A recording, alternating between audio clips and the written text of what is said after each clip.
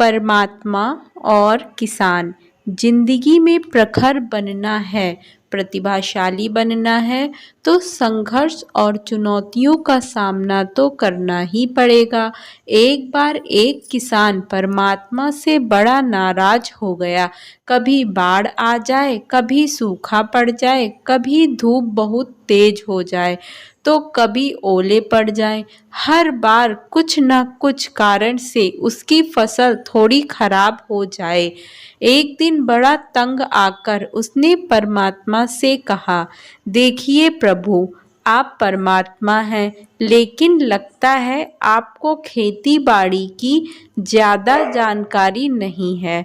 एक प्रार्थना है कि एक साल मुझे मौका दीजिए, जैसा मैं चाहूँ वैसा मौसम हो, फिर आप देखना मैं कैसे अन्न के भंडार भर दूंगा। परमात्मा मुस्कुराए और कहा, ठीक है, जैसा तुम कहोगे वैसा ही मौसम दूंगा, मैं दखल नहीं करूंगा। किसान ने गेहूं की फसल बोई। जब धूप चाहिए तब धूप मिली, जब पानी तब पानी। तेज धूप, ओले, बाढ़, आंधी तो उसके आने ही नहीं दी। समय के साथ फसल बढ़ी और किसान की खुशी भी, क्योंकि ऐसी फसल तो आज तक नहीं हुई थी। किसान ने मन ही मन सोचा, अब पता चलेगा परमात्मा को कि फसल कैसे कटते हैं। बेकार की इतने बरस हम किसानों को परेशान करते रहे। फसल काटने का समय भी आया। किसान बड़े गर्व से फसल काटने गया, लेकिन जैसे ही फसल काटने लगा एकदम से छाती पर हाथ रख कर बैठ गया।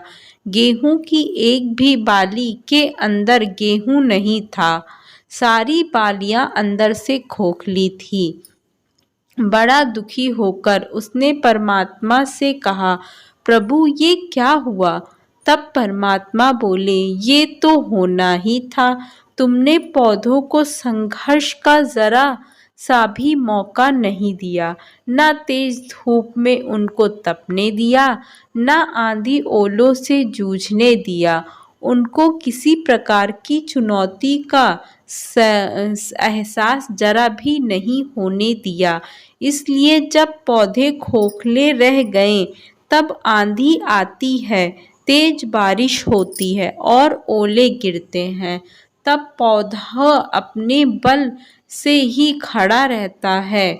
वो अपना अस्तित्व बचाने का संघर्ष करता है और इस संघर्ष से जो बल पैदा होता है वो ही उसे शक्ति देता है, ऊर्जा देता है, उसकी जीवटता को उभारता है। सोने को भी कुंदन बनाने के लिए आग में तपने, हथौड़े से पीटने, गलने जैसी चुनौतियों का गुजरना पड़ता है, तभी उसकी स्वर्णिम आभा उभरती है, उसे अनमोल बनाती है।